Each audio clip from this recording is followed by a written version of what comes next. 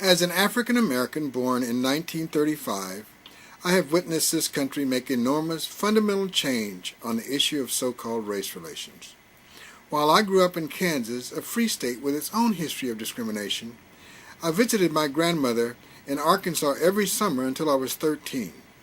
And getting there, I sat in separate railroad cars and in the colored waiting rooms in the train and bus stations. I sat at the back of the bus and drank out of the unkempt water fountains designated colored. My grandmother would warn me that while there were some nice white people, some were mean, and I'd better not cross them or act uppity with them.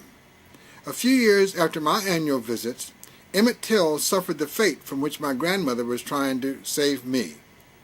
With America being victorious over Aryan supremacy in World War II, we witnessed a new America, a more hopeful America. With its new geopolitical stature, American values took on a new meaning around the world. Being true to those espoused values, the Supreme Court overturned Americans' version of Aryan supremacy, Jim Crow. During my childhood, I was told that my highest aspiration should be that of a janitor or at best a Pullman car porter.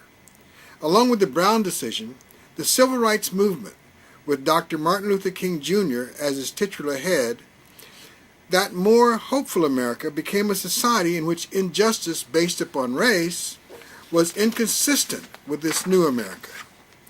In this new America, we observe that African Americans are among the nation's highest achievers. In sport, Tiger Woods has broken the barrier of one of the most racially exclusive bastions, the country club. The Williams sisters in tennis have defied the notion that the white way is the right way, and became America's international champions. Blacks can now be counted among the most successful CEOs of Fortune 500 companies, including the financial giant American Express.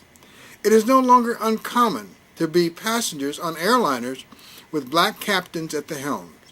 One of the richest and most respected women in America is a black woman, Oprah Winfrey. Some of our most prestigious institutions of higher education have blacks as presidents. Though late in coming, it is now possible that both coaches for the coming Super Bowl will be black. For me personally, as a black college professor at a predominantly white institution, as America changed, it changed my opportunities, my expectations, and my life. With all of this progress, rather than this continuing hope for opportunity in America for African Americans, we are witnessing a turning back of the clock, an undoing of not only the Great Society, but the New Deal. Under the guise of colorblindness, we are witnessing a restoration of white nationalism. Unlike white supremacy, an avowed racist ideology of the Old South, white nationalism is a more subtle white patriotism, a loyalty to whiteness. It uses code words to substitute for race, like crime and like the war on drugs, welfare along with its welfare queens, and taxes touted as income redistribution. Much of the anti-immigration English-only movements are fueled by this resurgence of white nationalism. The attack on affirmative action around the nation, including my home state of Michigan, is an example of this colorblind white nationalism. The recent proposal to ban affirmative action for Michigan was promoted as a need to provide equal opportunity for white people, the new victims of discrimination, the newly excluded in America.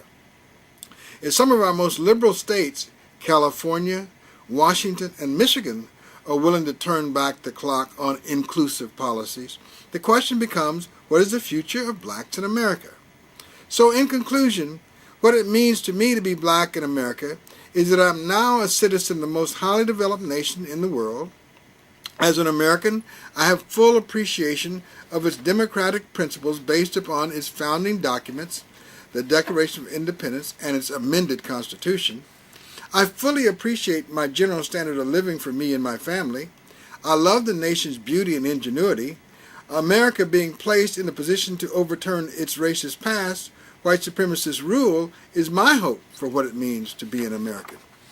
On the other hand, my fear of what it means to be an American is that for me and other African Americans, we will continue to live with a concern for our well-being. that is even more important when it comes to my concern for my grandson and the America he will inherit. I fear that being an African American means having to endure racist pandering for political gain that promotes ignorance rather than understanding and tolerance. I fear we will live in America in which there is no political will to provide equal educational opportunity for Central City schools. As opposed to economic justice for its citizenry, I fear that we live in America in which the rich will continue to get richer while everyone else gets poorer, with blacks as its primary scapegoats. Finally, as opposed to my hope for what it means to be an American, my major fear is that what it means to be an American of African descent is that our fundamental citizenship rights are being threatened, if not revoked. Thank you. Robert Newby, Mount Pleasant, Michigan.